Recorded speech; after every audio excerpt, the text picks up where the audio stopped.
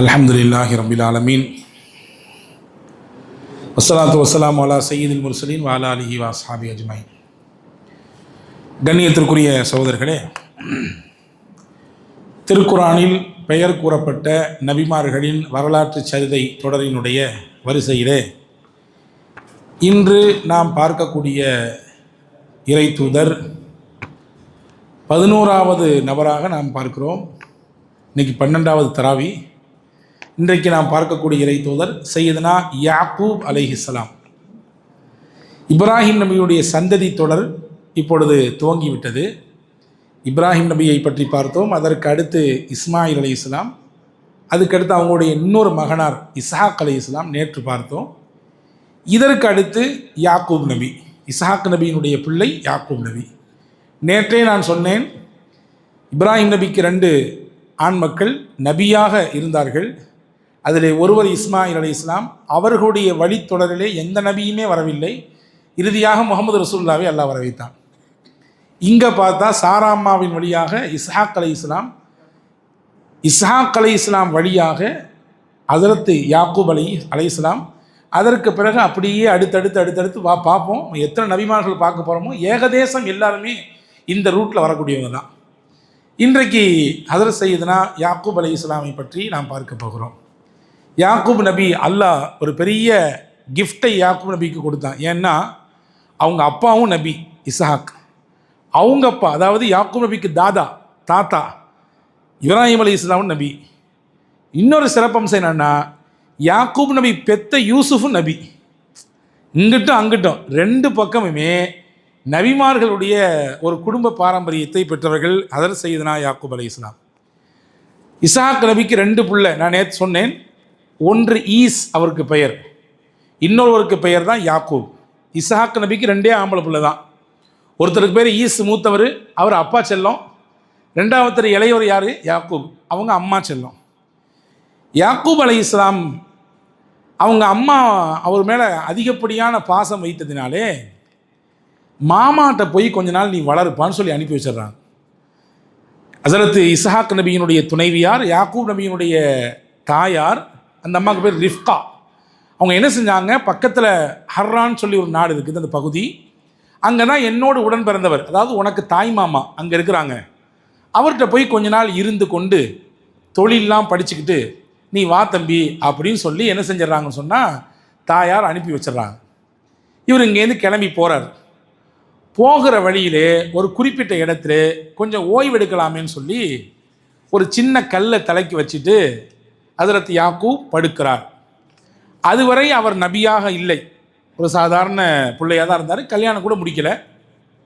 கொஞ்சம் ஓய்வெடுத்துட்டு போகலாமேன்னு சொல்லி தலைக்கு ஒரு கல்லை வைத்து கொண்டு படுத்தா அந்த படுக்கையிலே ஒரு கனவு. யாக்கூப் நபி அவர்கள் ஒரு கனவு பார்க்குறாங்க. அந்த கனவுல சொர்க்கம் அவருக்கு காட்டப்படுது. அந்த சொர்க்கத்தில் மலக்குமார்கள் இங்கும் அங்கும் அப்படி உலாவிக்கிட்டு இருக்கிறாங்க. அந்த சொர்க்கத்தினுடைய சுகங்கள் எல்லாம் அவர் பார்க்குறார். அதே மாதிரி அந்த கனவுலே அல்லாஹ் நேரடியாக யாக்கூப் இடத்திலே பேசுகிறான். யாக்கூபே, நீ சாதாரண ஆள் இல்லை, உனக்கு என்னுடைய தனிப்பட்ட பிரத்யேகமான அருள் உனக்கு உண்டு. அது மட்டுமல்ல, உன்னுடைய சந்ததிகள்லாம் நிறைய இருக்கும், உனக்கு நிறைய சந்ததிகள் நான் தரப்போகிறேன். நிறைய புள்ள குட்டிகளை பெப்ப நீ, உன்னுடைய சந்ததிகள் நல்ல பெரிய விசாலமாக விரிஞ்சிருப்பாங்க. அது மட்டுமல்ல, நீ எந்த இடத்துல இப்போ நீ படுத்திருக்கிறியோ இந்த நிலம் நீயும் உன் சந்ததிகளும் வாழும் இடம், இந்த நிலம் நீயும் உன்னுடைய சந்ததிகளும் வாழும் இடம் அப்படின்ற ஒரு தூது, ஒரு செய்தி கனவின் வழியாக கிடைக்கப்படுகிறது. இப்போ நம்ம பார்க்குற கனவெல்லாம் எடுத்துகிட்டு போய் நம்ம பேசினா என்ன ஆகும்? கதை கந்தலாகி போயிடும் இல்லையா? ஆனால் நபிமார்கள் பார்க்குற கனவு இருக்குது, அது வஹி. புகாரி ஷரீஃப் நீங்கள் பார்த்தீங்கன்னு சொன்னால் தனி ஒரு பாடமே இருக்காங்க ஹஸரத் இமாம் புகாரி. ருயல் அம்பியாய் ஹக்குன், நபிமார்கள் பார்க்குற கனவு இருக்குது வஹி. அதனால தான் இப்ராஹிம் நபி கனவு தான் பார்த்தாங்க பிள்ளை அறுக்கிற மாதிரி, ஆனால் நெஜத்தில் அறுத்தாங்க. ஏங்க, நம்ம அந்த மாதிரி கனவு பார்த்து நெஜத்தில் அதை செயல்படுத்தினா கதை என்ன ஆகும் இல்லையா? ஆனால் நமக்கும் நபிமார்களுக்கு வித்தியாசம் இருக்குது. நபிமார்களுக்கு அல்லாஹ் கனவின் வழியாக வஹியை கொடுப்பான், கனவின் வழியாகவும் கொடுப்பான், நேரடியாக தூதுவர் ஜிப்ரஈலை அனுப்பியும் கொடுத்துருக்கிறான். இப்போ பாருங்கள், யாக்கூப் நபி கனவு தான் பார்த்தாங்க, எந்திரிச்சா சந்தோஷமானா தாங்கலை. நிறைய கனவு நம்மளை சந்தோஷப்படுத்தும், நிறைய கனவு நம்மளை அச்சப்படுத்தும் இல்லையா? ஒரு சின்ன விஷயத்தை மட்டும் கூடுதலாக தெரிஞ்சுக்குவோம். சரி, சந்தோஷப்படுத்துகிற கனவு வந்தால் என்ன செய்யணும்? சந்தோஷப்படுத்துகிற கனவு வந்தால் என்ன செய்யணும்? எந்திரிச்சு அல்லாஹ்விற்கு நன்றி செய்யணும். யா அல்லாஹ், இந்த கனவுல நான் மகிழ்ச்சிகரமான விஷயத்தை பார்த்துருக்கேன், எனக்கு மனசு சந்தோஷப்படுது, இந்த கனவின் மூலமாக எனக்கு ரொம்ப நல்லா இருக்குது நிலைமை, இது நனவு என்று நாடி இருந்தால் நீ எனக்கு இதை கொடு, எனக்கு சந்தோஷத்தை இது தரும்னு நீ நினச்சிருந்தன்னா அதை எனக்கு நீ தந்துரு அப்படின்னு சொல்லி அல்லாஹ்ட்ட கேட்கணும். சரி, அச்சப்படுத்துகிற மாதிரி கனவு, திடீர்னு திடுக்கிட்டு எழுந்து உட்காடுறோம், அல்லது நம்மளை ஏதோ போட்டு உழுக்கிற மாதிரி, அல்லது வேறு ஏதோ பயம்புறுத்துகிற மாதிரி கனவு, என்ன செய்யணும்? ஹஜ்ரத் ரசூலுல்லாஹி ஸல்லல்லாஹு அலைஹி வஸல்லம் சொன்னாங்க, அப்படி ஒரு கனவு உங்களுக்கு வந்துச்சுன்னா ஒன்றும் செய்ய வேண்டாம், நீங்கள் தூங்குறீங்கல்ல, தூக்கத்துலேருந்து எந்திரிங்க, இந்த திடுக்கிட்டு உட்கார்ற சமயத்தில் நீங்கள் என்ன செய்யுங்க, அஊது பில்லாஹி மினஷ் ஷைத்தானிர் ரஜீம் அப்படின்னு சொல்லி ஷைத்தானிடத்திலிருந்து காவல் தேடக்கூடிய அந்த வார்த்தையை 3 தடவை சொல்லுங்க. சொல்லிட்டு உங்களுக்கு இடது பக்கம் எதுவோ, நீங்கள் இருக்கிற அந்த அந்த இடத்துலேருந்து இடது பக்கம் எதுவோ அந்த பக்கம் லைட்டாக 3 தடவை 3 முறை துப்பி கொள்ளுங்கள். லைட்டாக துப்புங்க. நீங்கள் பாட்டு ஹஜ்ரத் சொல்லிட்டாருந்து காரி துப்பிடாதீங்க. பக்கத்தில் யார் படுத்திருக்காங்களோ என்னடா இது ராத்திரி போல் கூரையை பிச்சுட்டு மழை பெய்யுதுன்னு நினைக்க போகிறாங்க.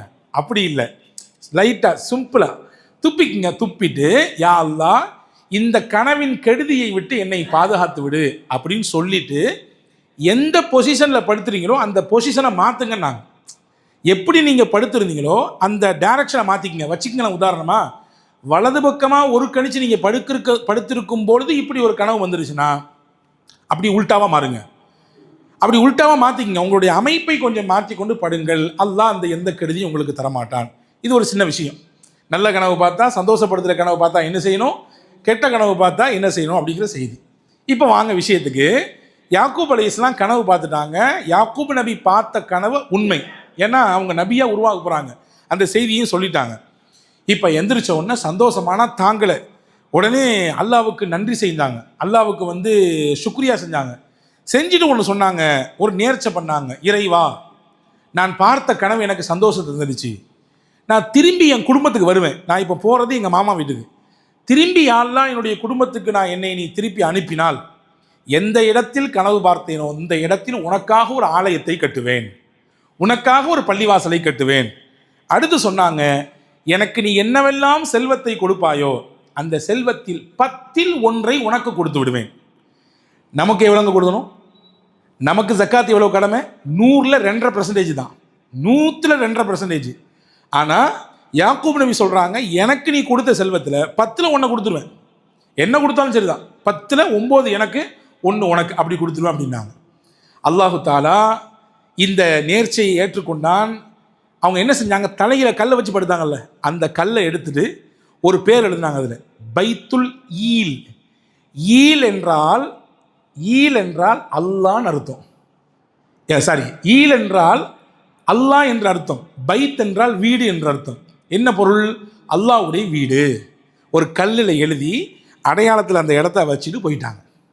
அல்ஹம்துலில்லாஹ், அல்லாஹ்வுடைய நாட்டம். போய் திரும்பி வர்றாங்க, நிக்காலாம் முடிச்சு தான் திரும்பி வர்றாங்க. அந்த கதையை பின்னாடி படிப்போம். திரும்பி வரும் பொழுது அதே இடத்தில் ஒரு இல்லத்தை கட்டினார்கள். அந்த இல்லம்தான் இன்றைக்கு 3வது புனிதத்தலமாக இருக்கக்கூடிய பைத்துல் முகத்தஸ். பைத்துல் முகத்தஸை ஹஜ்ரத் சையதுனா யாக்கூப் அலைஹிஸ்ஸலாம் கட்டினார்கள். அதற்கு பின்னால் இந்த செய்தி இருக்கிறது. ஹஜ்ரத் யாக்கூப் அலைஹிஸ்ஸலாம் கட்டினதுக்கான காரணம் என்ன?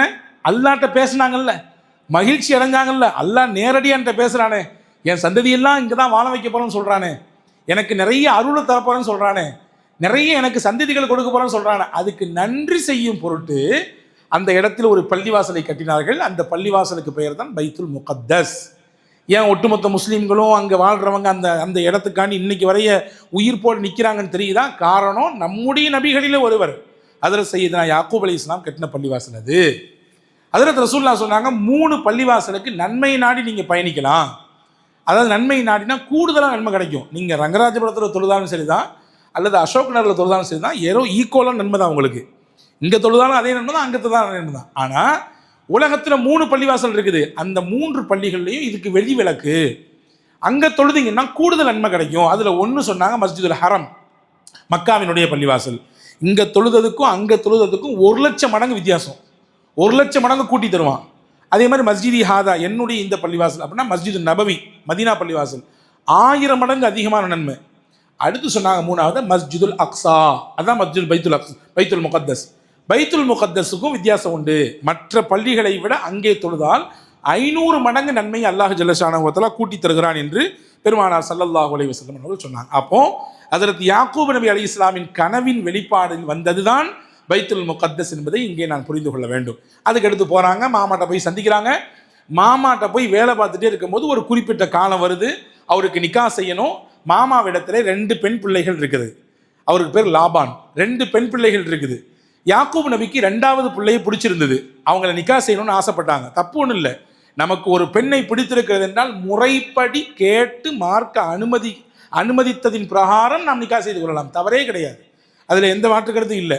ஆனால் இது நம்ம அனுமதின்னு சொல்லி ஒரு சாதாரண வார்த்தை சொல்லிட்டோம்னா வேறு மாதிரியான விவகாரங்கள்லாம் ஏற்பட்டு போயிடும். அதனால் இந்த விஷயத்தை நாம் உள்வாங்கி கொண்டு நாம் இதை செயல்படுத்த வேண்டும். இப்போ 2வது பிள்ளையை பிடித்திருந்தது.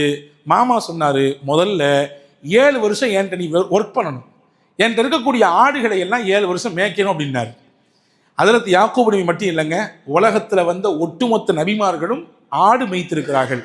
புகாரி ஷரீஃபிலே ஒரு ஹதீஸ் வருகிறது, அபூ ஹுரைரா ரலியல்லாஹு அறிவிப்பு, மா பஅஸல்லாஹு நபியன் இல்லா ரஅயல் கனம. உலகத்தில் யார் யாரையெல்லாம் அல்லாஹ் நபியா அனுப்புனானோ எல்லா நபிமார்களுமே ஆடுகளை மேய்ச்சிருக்காங்க. இந்த ரசூலுல்லாஹ் சஹாபாக்களுக்கு சொன்ன உடனே சஹாபி ஒருத்தர் கேட்டாங்க, ஓ அந்த யா ரசூலல்லாஹ் நீங்களும் ஆடு மேய்ச்சிருக்கீங்க அப்படின்னு கேட்டாங்க. நபி சொன்னாங்க, ஆமாம் நானும் தான் மேய்ச்சிருக்கேன், சில காசுகளுக்காக சில சொற்ப பணங்களுக்காக நானும் வைத்திருக்கிறேன் என்று பெருமானார் ஸல்லல்லாஹு அலைஹி வஸல்லம் சொன்னாங்க. சரி, உலகத்திற்கு நபியாக அனுப்பப்படக்கூடியவங்களை எதுக்கு அல்லாஹ் தஆலா ஆடுகளை மேய்க்க வைக்கிறான்னா, ஆட்டை மேய்க்க வைத்து சமுதாயத்தை எப்படி நீங்கள் கட்டுக்கோப்பாக பார்க்கணுன்றதை கற்றுக் கொடுத்தான். ஆடுகளை ஒருத்தர் சரியாக மேய்ச்சாருன்னு சொன்னால் அதை மேய்க்கிறது ரொம்ப கஷ்டம், சாதாரண விஷயம் இல்லை. செம்பரி ஆடு இருக்குது, அதனுடைய தன்மை என்ன தெரியுமா? செம்பரி ஆடுகளை தான் மேய்ச்சிருக்காங்க. ஒன்று போச்சுன்னா பின்னாடி எல்லாம் மொத்தமாக பின்னாடியே போகும். ஒன்று கிணத்துல போய் விழுந்து வச்சுங்களேன், மொத்தமாக எல்லாம் விழுந்துடும். ஏன் எதுக்குன்னா தெரியாது. அப்படி என்ன சொன்னாங்க, என்ன ஆட்டு மந்தைகள் மாதிரி இருக்கிறீங்கன்னு சொல்கிறாங்களா இல்லையா?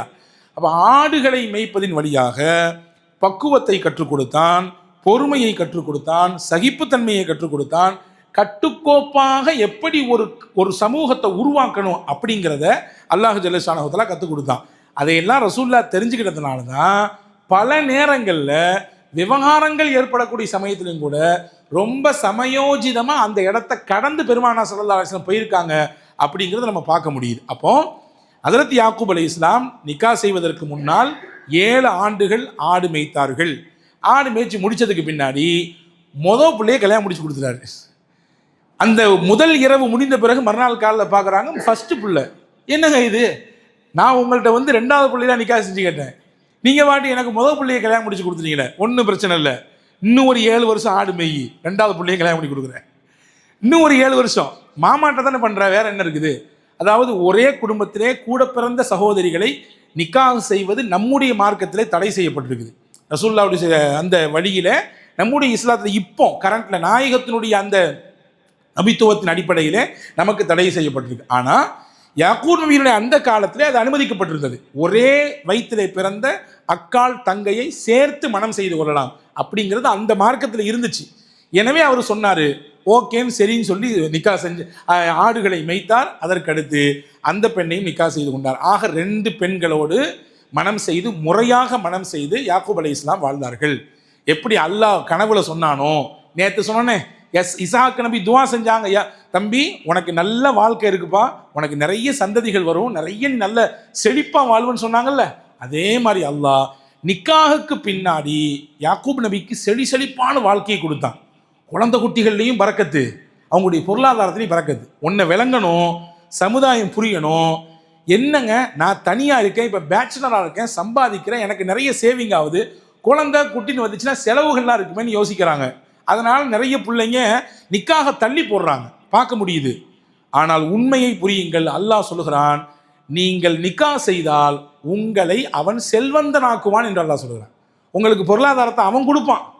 ஏன்னா எப்போ உங்களை நம்பி ஒரு பிள்ளையா நீங்கள் தேர்வு செஞ்சிட்டீங்களோ, உங்கள் கூட வாழ்க்கை அமைஞ்சிடுச்சோ, அதுக்கு பின்னாடி உங்களுக்கு சந்ததி வரும். இதுக்கு எல்லாத்துக்கும் ரிஸ்க் கொடுக்குற பொறுப்பு அல்லாஹ் அவன் எடுத்திருக்கான். அதனால் நீங்கள் அதெல்லாம் காரணம் காட்டி திக்காகலாம் தள்ளி போட தேவையில்லை அப்படிங்கிற செய்தி அல்லாஹ் சொல்கிறான். இப்போ பாருங்க, யாக்கூப் அலைஹிஸ்ஸலாம் நிக்கா செஞ்சாங்க, நிறைய புள்ள குட்டிகள், நல்ல அவங்களுடைய செல்வத்திலே அல்லாஹ் பரக்கத் செய்தான். ஹஜ்ரத் யாக்கூப் அலைஹிஸ்ஸலாம் திரும்பி வரும் பொழுது அதே மாதிரி அந்த இடத்திலே பைத்துல் முகத்தஸை கட்டினார்கள். ஹஜ்ரத் யாக்கூப் நபிக்கு முதலாவது சகோதரின் வழியாக 7 ஆண் பிள்ளைகள் பிறந்தது. இரண்டாவது சகோதரி, இரண்டாவது நிக்கா செஞ்சாங்களே, அவங்க வழியா 2 பிள்ளைங்க பிறந்தது. அந்த 2 பிள்ளையில ஒரு பிள்ளை தான் யூசுஃப், இன்னொரு பிள்ளை பினியாமீன். இங்க 2 பேரும் கூட பிறந்த சகோதரர்கள். மற்ற 7 பேரும் அவங்க இன்னொரு தாய்க்கு ஒரே தகப்பன் தான், ஆனால் 2 தாய் அவர்கள் வழியாக பிறந்தது. அப்புறம் அடிமை பெண்களின் வழியாக சில குழந்தைகள் இருந்தது. ஆக மொத்தம் அவர்களின் சகோதரர்கள் யாக்கூப் நபிக்கு பிறந்த குழந்தை 12 குழந்தைகள், 12ம் ஆம்பளை பிள்ளைகள், ஆண் குழந்தைகள். இந்த 12 பேரும் தான், இவங்களிருந்து தான் இந்த பனு இஸ்ரவேலர்கள் என்று சொல்லக்கூடிய இஸ்ரவேல் சந்ததிகள் அப்படியே கிளை பிரியுது. எனவே தான் திருக்குரானிலே நீங்கள் பாருங்கள், நீங்கள் குரானை நீங்கள் திருப்பி பார்த்தீங்கன்னா சூரா பக்ரால நிறைய இடத்துல யா பனி இஸ்ராயில் அப்படின்னு சொல்லி அல்லாஹ் அழைக்கிறான். அப்படின்னா என்னது அர்த்தம்? இஸ்ராயீலின் சந்ததிகளே அப்படின்னு அர்த்தம். இஸ்ராயில்னா என்ன அர்த்தம்? அப்துல்லாவுக்கு என்ன அர்த்தமோ அதுதான் இஸ்ராயிலுக்கு. அப்துல்லாவுக்கு என்ன அர்த்தமோ அதே தான் இஸ்ராயிலுக்கு. இஸ்ரு அப்படின்னா அடிமைன்னு அர்த்தம், ஈல்னா அல்லான்னு அர்த்தம், அல்லாவின் அடிமை. அப்போ என்ன சொல்ல வர்றான் அல்லாஹ்? யாக்கூபின் சந்ததிகளேன்னு சொல்லி அல்லாஹ் அழைக்கல, மாறாக எப்படி அழைக்கிறான், எப்படி உணர்த்துறான்? அல்லாவின் அடிமையின் சந்ததிகளே. அதன் வழியாக அல்லாஹ் தன்னை நிலைநிறுத்துகிறான். அவரும் என்னுடைய அடிமை தான். நீங்கள் எந்த யாக்கூபினுடைய சந்ததியில் வந்திருக்கீங்களோ அவர் சாதாரண ஆள் கிடையாது, என்னுடைய அடிமையில் ஒருத்தர் தான், என்னுடைய தூதுவரில் ஒருத்தர் தான் அப்படிங்கிறத எல்லாம் வல்ல அல்லாஹ் அந்த இடத்துல உறுதிப்படுத்தி காட்டுகிறான். அப்போ பைத்துல் முகத்தஸை கட்டினாங்க, பெருவாழ்வு வாழ்ந்தாங்க. அதுக்கு பின்னாடி இந்த 12 பிள்ளைகளில் இடையில ஒரு பிள்ளை வர்றாரு, ரொம்ப அழகான பிள்ளை, அவர் தான் யூசுப் அலைஹிஸ்ஸலாம். அந்த வரலாறு இன்ஷா அல்லாஹ் நாளைக்கு பார்ப்போம். இங்கே நமக்கு என்ன செய்தினா, அன்னைக்கு யாக்கூப் நபி இடத்துல 5 சிறப்பு பண்புகள் இருந்தது, குர்ஆன் விவரிக்கிறது. அதில் முதல் பண்பு என்ன தெரியுமா? அல்லாஹ் சொல்லுகிறான், யாக்கூப் அலைஹிஸ்ஸலாமை நாம் தேர்வு செய்தோம். சும்மாலாம் ஒன்று எடுத்துடல, நாம் தேர்வு செஞ்சு செலக்ட் பண்ணி எடுத்துக்கொண்டு வந்து அவர் நபியாக்கணும். லமினல் முஸ்தஃபீனல் அஹ்யார், குர்ஆன் சொல்லுகிறது. தேர்வு செய்யப்பட்ட சிறந்த அடியார்களில் ஒருவர் யாக்கூப் என்று அல்லாஹ் பத்திரம் கொடுக்கிறான், பாராட்டு செய்கிறான். ரெண்டாவது, நான் இப்போ சொன்னனே, குர்ஆன் முழுக்க அல்லாஹ் யாக்கூபின் சந்ததிகளே என்று கூப்பிடாமல் இஸ்ராயீலின் சந்ததிகளே, பனு இஸ்ரவேலர்களே, அல்லாவின் அடிமையாக இருந்த யாக்கூபினுடைய சந்ததிகளே என்று கூப்பிட்டு தன்னை அல்லாஹ் யாக்கூபின் வழியாக நினைவு கூறுகிறான். யாக்கூப் அலைஹிஸ்ஸலாமை சொல்லி தன்னை அல்லாஹ் நினைவு கூறுகிறான். மூணாவது முக்கியமான பாயிண்ட் என்னன்னா, யாக்கூப் நபி இடத்திலே பொறுமை அளவு கடந்து வெளிப்பட்டது. நேற்று கூட யாதோ ஒரு நண்பர் இடத்துல பேசும் பொழுது சொன்னார், எந்த நபி இடத்திலே உச்சபட்சமான பொறுமை வெளிப்பட்டது சொல்லுங்களேன்னு கேட்டார். அது எப்படி சொல்றது? ஒவ்வொரு நபிக்கும் ஒவ்வொரு விதமான ரூபத்தில் பொறுமை வெளிப்பட்டுச்சு. நம்ம ஐயூப் நபியுடைய வரலாற்றை படிப்போம், அவங்களுடைய வாழ்க்கையிலையும் பொறுமை வெளிப்பட்டுச்சு. ஆனால் அது எந்த ரூபத்தில்? நோய் நொடியில். அதற்கு நூஹ் அலைஹிஸ்ஸலாம் காலத்தில் பொறுமை வெளிப்பட்டுச்சு. அவங்க எதில் நிலைச்சி இருந்தாங்க? அவ்வளோ பெரிய அசத்தியத்துக்கு மத்தியில் நிலைச்சி நின்னாங்க. இப்படி ஒவ்வொரு நபிக்கும் ஒவ்வொரு விதமான பொறுமை வெளிப்பட்டது. அதற்கு யாக்கூப் அலைஹிஸ்ஸலாம் பிள்ளையை தொலைத்து பல்லாண்டுகள் பொறுமையாக இருந்தார். யாக்கூப் அலைஹிஸ்ஸலாம் யூசுப் நபியை தொலைச்சிட்டாங்க. பசங்கள்லாம் கூட்டிகிட்டு போய் அவங்க நாங்கள் விளையாட்டு காட்டுறோன்னு கூட்டிகிட்டு போய் கிணத்துல தள்ளி அவங்கள கதையை முடிச்சுட்டாங்க. ஆனால் யாக்கூப் அலைஹிஸ்ஸலாம் பொறுத்திருந்தார். பொறுப்பார் பூமி ஆளுவார், தமிழ் ஒரு வார்த்தை இருக்குது. பொறுத்தவர் பூமி ஆளுவார். இங்கே அல்லாஹ் சொல்கிறான், பொறுத்தவருக்கு அல்லாவே கிடைப்பான், அல்லாவின் உதவி நேரடியாக கிடைக்கும். நீங்கள் என்னதான் எனக்கு எதிராக சூழ்ச்சி செஞ்சாலும் ஃபஸபுருன் ஜமீல், அழகிய பொறுமையை நான் மேற்கொள்ள போகிறேன், என்னை அல்லாஹ் கைவிட மாட்டான், நான் விட்ட பிள்ளையை அல்லாஹ் எனக்கு தருவான். சபுருன் ஜமீல்னு அல்லாஹ் சொல்கிறாங்க. குர்ஆன் நீங்கள் திருப்பி பார்க்கணும், சபுருன் ஜமீல் என்கிறாங்க, அழகிய பொறுமை. ஏன் யாக்கூப் பொறுத்திருந்தான்னு சொல்ல வேண்டியதானே, ஏன் அழகிய பொறுமைன்னு சொல்கிறான்? அதுக்கு ஒரு விளக்கத்தை சொல்கிறாங்க அறிஞர் பெருமக்கள். பொறுமைன்னா என்ன அப்படி தெரியுமா? ஒரு கஷ்டம் ஏற்பட்டுச்சுன்னா முதல்ல மனசால குமுறுவார், யார்ட்டையும் சொல்ல மாட்டார், மனசில் வருத்தப்படுவார். இருந்தாலும் வேற என்ன பண்ணுறது, கலா ஏற்றுத்தானே ஆகணும், சரி பொறுமையாக இருப்போம் அல்லாஹ்காண்டி அப்படின்னு இருப்பார். அதுக்கு பேர் சபுரு. ஜமீல்னா என்ன? அழகிய பொறுமைன்னு தெரியுமா? அவருக்கு கஷ்டம் ஏற்பட்டால் மனசால கூட குமுற மாட்டார், மனசால கூட வருத்தப்பட மாட்டார். ஏன்னா இது தந்தது அல்லாஹ், என்னை விட அல்லாஹ்வுக்கு நல்லா தெரியும் என்னுடைய நிலைமை என்னன்றது. எனவே மனதால் கூட நான் ஆப்போசிட்டாக நினைக்க மாட்டேங்கிற நிலையில இருந்து பொறுமை காப்பதற்கு பெயர் தான் அழகிய பொறுமை. இந்த பொறுமையை தான் யாக்கூப் நபி வெளிப்படுத்தினாங்க. இன்னைக்கு நம்ம எல்லாரும் யாக்கூப் நபியை போன்று இருப்போமே, ஆனால் நிச்சயமாக நாம் எதையெல்லாம் இழந்தோமோ அதையெல்லாம் அல்லாஹ் திருப்பி தருவான் என்ற பாடத்தை ஹஜ்ரத் யாக்கூப் அலைஹிஸ்ஸலாம் வழியாக அல்லாஹ் நமக்கு சொல்லுகிறான். கண் பார்வையே போயிடுச்சுங்க. யாக்கூப் நபிக்கு அழுது அழுது அழுது அழுது தன்னுடைய மகனை தொலைச்சி கண் பார்வையே பறிபோய் விட்டது. கண் பார்வை பறிபோனது, ஆனால் மறுபடியும் பார்வையை கொடுத்தான். இன்னைக்கு அது மிகப்பெரிய மிராக்கிள் தானே, பார்வையே பறி போயிடுச்சுங்க, ஆனால் அல்லாஹ் மறுபடியும் பார்வையை கொடுத்தான். உங்களுக்கெல்லாம் ஒரு செய்தி சொல்கிறேன். ஒரு சில ஆண்டுகளுக்கு முன்னால் யமன்லேருந்து ஒரு பெண்மணி மக்காவுக்கு போகிறாங்க. அந்த அம்மா பேர் வந்து ஃபாத்திமா அல் மஹி. யமன், அதாவது சூடான், யமன் இல்லை, சூடான்லேருந்து போகிறாங்க. கண் பார்வை தெரியல. ஏதோ ஒரு விபத்தில் ஒரு 7 வருஷத்துக்கு முன்னாடி பார்வை இல்லாமல் ஆகிப்போச்சு. எக்கச்சக்கமான அறுவை சிகிச்சைகள், எக்கச்சக்கமான அதுக்கான மருத்துவங்கள்லாம் செஞ்சாச்சு, ஆனால் பார்வை இல்லை. மக்காவில் போய் உம்ராலாம் முடிச்சுட்டு மதினாவுக்கு வர்றாங்க. மதினாவில் வந்து ரசூல்லாவுடைய பூமியில் நின்று ரசூல்லாவுடைய ரவுதாவுக்கு முன்னாடி ஒன்று அழுகுது அந்த அம்மா. யா அல்லாஹ், யா ரசூலுல்லாஹ், உங்களுடைய ரவுதாவை பார்க்க முடியல என்னால். நான் இவ்வளோ தூரம் வந்துட்டேனே, அல்லாஹ்வுடைய ஆலயத்தையும் எனக்கு கண்ணால் பார்க்க முடியல, உங்களுடைய ரவுதாவையாவது நான் கண்ணால் பார்த்தரலாம் நினச்சினேன், பார்க்க முடியல ஏன்னு சொல்லி ஒன்று அழுகுது. இது வந்து உண்மை செய்தி, நடந்த நிகழ்ச்சியை அப்படியே சவுதியிலேருந்து வெளியாகக்கூடிய பத்திரிகைகள் வெளிப்பட்டிருந்தது. 2015 நடந்துச்சு இந்த செய்தி. உடனே அந்த அழுது முடிச்சு திடீர்னு அந்த அம்மா கண்ணை திறந்து பார்க்குறாங்க, எல்லாம் தெரியுது. பறிபோன பார்வை மீண்டும் கிடைக்குது. தான் பையனை கூட்டு வந்தாங்க, பையனை பார்க்குது. தான் எந்த குழுவோடு வந்தாங்களோ அந்த எல்லா குழுவையும் பார்க்குது திரும்பி திரும்பி. எல்லாரும் ஆச்சரியப்படுறாங்க, எப்படி இந்த பார்வை கிடைச்சா. அந்த அம்மா சொல்லிச்சு, எனக்கு நம்பிக்கை இருந்துச்சு, நிச்சயம் அல்லாஹ் எனக்கு இந்த பார்வையை கொடுத்துருவான்னு நம்பி இருந்தேன். நான் நம்பிக்கை இழக்காமல் இருந்தேன், அல்லாஹ்வின் தூதருடைய பூமியில் வச்சு அல்லாஹ் எனக்கு திருப்பி தந்துட்டான் பார்வையை அப்படின்னு சொல்லிச்சாங்க. அன்பர்களே, நம்பினார் நிச்சயம் கைவிடப்பட மாட்டார். அதிலும் அல்லாஹ்வை நம்பியவர் ஒரு பொழுதும் கைவிடப்பட மாட்டார் அப்படிங்கிற செய்தியை இது நமக்கு உணர்த்துது. இதே மாதிரி தான் யாக்கூப் நபியினுடைய வரலாறு உணர்த்துது. யாக்கூப் நபிக்கு பார்வை இல்லை, திரும்பி கிடைச்சிது. எப்படி கிடைச்சது? யூசுப் அலைஹிஸ்ஸலாமுடைய சட்டையை தலையில் போட்டாங்க, பார்வை வந்துருச்சு. இது எப்படி கிடைச்சிது? பொறுமைக்கு கிடைத்த கூலி, நம்பிக்கைக்கு கிடைத்த கூலி. 4வது பாயிண்ட் என்ன தெரியுமா? ஹஜ்ரத் யாக்கூப் அலைஹிஸ்ஸலாம் தன்னுடைய எந்த கவலை ஆனாலும் அல்லாஹ்விடத்தில் மட்டும்தான் முறையிடுவாங்க, வேற யார்ட்டையும் சொல்ல மாட்டாங்க. இன்னமா அஷ்கு பத்தி ஹுஸ்னி, என்னுடைய கவலை, என்னுடைய பிரச்சனை எல்லாத்தையும் நான் அல்லாஹ்ட்ட சொல்கிறேன். நான் ஏன் அடுத்த ஆள்கிட்ட சொல்லணும்? நான் ஏன் அவர்கிட்ட சொல்லணும்? நான் ஏன் இவர்கிட்ட சொல்லணும்? எல்லாத்தையும் அவன்கிட்ட சொல்கிறேன். மேலே இருக்க அல்லாஹ், அவன்கிட்ட பெட்டிஷனை போட்டுறேன், மற்ற எல்லாத்தையும் அவன் பார்த்துக்குவான் அப்படின்ற சிந்தனையை, நம்பிக்கை யாக்கூப் அலைஹிஸ்ஸலாம் கற்றுக் கொடுக்கிறார்கள் என்ற செய்தியை அல்லாஹ் பதிவு செய்கிறான். 5வதாக யாக்கூப் நபி தன்னுடைய மகன்களுக்கு, தன்னுடைய பிள்ளைகளுக்கு மரண தருவாயிலே உட்கார்ந்து ரொம்ப அழகான ஒரு பாடம் கொடுக்காங்க. ரொம்ப அழகான பாடம். இன்னைக்கு நம்ம பெற்றோர்கள், பெரியோர்கள் என்ன பாடம் கொடுத்துட்டு இருக்காங்கன்னு தெரியாது. பாப்பா, அங்கே 4 சொத்து இருக்கு, இங்கே 7 சொத்து இருக்கு, அங்கே இதை மிச்சம் வச்சிருக்கேன், இதை இங்கே மிச்சம் வச்சிருக்கேன், பார்த்துக்கடா, ஏமாத்துக்கிற பயிலகம் உன்னை சுற்றி இருக்கிறாங்க, எதையாவது ஏமாந்து அப்படின்னு சொல்லுவாங்களோ என்னமோ தெரியல எனக்கு. ஆனால் யாக்கூப் நபி சொன்னாங்க, இன்னல்லாஹ் அஸ்தஃபா லகுமுத்தீன், அல்லாஹ் உங்களுக்கு இந்த தூய்மையான மார்க்கத்தை உங்களுக்கு வழியாக கொடுத்துருக்காம்பா. ஃபலா தமூத்துன்ன இல்லா வ அன்தும் முஸ்லிமூன், நீங்கள் முஸ்லீமாக தாமா மௌத்தா போகணும், இந்த இஸ்லாத்தை விட்டு மாறி வெளியே போய் உங்களுக்கு மரணம் வந்துடக்கூடாதியா அப்படின்னு சொல்லி அழகாக சொல்லி கொடுத்தார்கள் என்பதாக குர்ஆன் சொல்கிறது. ஒரு தகப்பனால் தன் இறுதி காலகட்டத்தில் தன் பிள்ளைகளுக்கு மார்க்க ரீதியான வழிகாட்டுதலை அழுத்தம் திருத்தமாக கொடுக்க வேண்டும். தனக்கு பின்னால் தன்னுடைய வழி அது திசை மாறி போய்விடக்கூடாது என்கின்ற பாடத்தை யாக்கூப் அலைஹிஸ்ஸலாம் அவர்கள் வழியாக அல்லாஹ் நமக்கு கற்றுத்தரும். ஆக இந்த 5 பண்பு யாக்கூப் அலைஹிஸ்ஸலாம் இடத்துல இருந்த உயர்ந்த பண்பு என்று குர்ஆன் முன்னிலைப்படுத்துகிறது. அப்படிப்பட்ட உயர்ந்த பண்புகளோடு வாழ்ந்த யாக்கூப் நபியை நாமும் நேசிப்போம், அவர்களுடைய வழியிலே நிலைத்திருப்போம். எல்லாம் வல்ல அல்லாஹ் நபிமார்களின் சரிதையின் வழியாக நம்முடைய ஈமானுக்கு பலத்தை தருவானாக, நம்முடைய இபாதத்திற்கு உயிரோட்டத்தை தருவானாக. அல்லாஹ் நம்முடைய இந்த அமலை ஏற்றுக்கொள்வானாக. ஆமீன். வாஹிர் தாவான் அல்ஹம்துலில்லாஹி ரப்பில் ஆலமீன். நாளைய தினம் இன்ஷா அல்லாஹ் யாக்கூபின் சந்ததி, யாக்கூபினுடைய மகனார் யூசுப் அலைஹிஸ்ஸலாமுடைய வரலாற்றை பற்றி பார்ப்போம். அல்லாஹ் தௌஃபீக் செய்வானாக.